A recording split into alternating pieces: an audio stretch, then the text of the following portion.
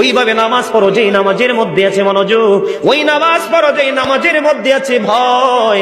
তুমি নামাজটা পড়তে হবে এমন ভাবে বন্ধু, একজন নামাজে দাঁড়ালেন, বন্ধুরে আমার, নামাজে যখন তিনি দাঁড়ানোর পরে তিনি বলতেছেন আমি নামাজটা এমন ভাবে পড়তে চাই। কিভাবে পড়ি?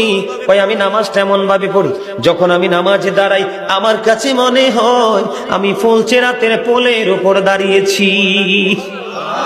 একটু যদি নড়বড় হয় আমি জাহান্নামে নিক্ষিপ্ত হব। তার মানে হলো আমি এতটাই মনোযোগের সাথে নামাজ পড়েছি যেন আমার নামাজটা বিন্দু পরিমাণ কোনো আংশিক ভাবে যেন অগ্রহণযোগ্য বলে আল্লাহর কাছে গৃহীত না হয়। তিনি বলতেছেন আমার কাছে মনে হয় রে এটা আমার জীবনের শেষ নামাজ। আমি এতটা ভয়, এতটা আতঙ্ক নিয়ে, এতটা তাকওয়া নিয়ে নামাজ পড়ি। আমার কাছে মনে হয় আমার পিছনে যেন আজরাইল দাঁড়িয়ে আছে, ডানে বামে সালাম ফিরাতে দেরি রে, আমার কাছে মনে হয় আমার প্রাণ পাখিটা কেড়ে নিয়ে যাবে।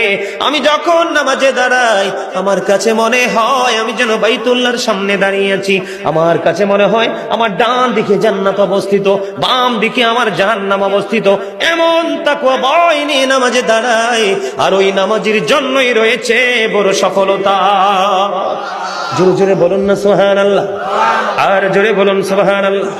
বন্ধুরে আমার, নামাজ এতটা তাকওয়ার সাথে এতটা মূল্যায়ন করে নামাজটাকে পড়তে হবে। আমাদের একজন কিতাব গ্রন্থের প্রণেতার নাম শুনেছি ইমাম বুখারী। যিনি বুখারী শরীফ রচনা করেছেন, ইমাম বুখারীর নাম শুনছেন নিশ্চয় সবাই।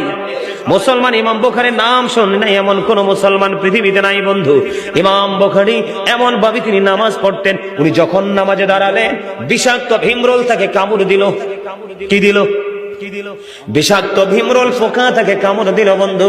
কামড় দেওয়ার দিয়ে কামড় কিন্তু দিতেছে, দিতে 10টা কামড় দিয়েছে, কিন্তু নামাজ শেষ হয় না।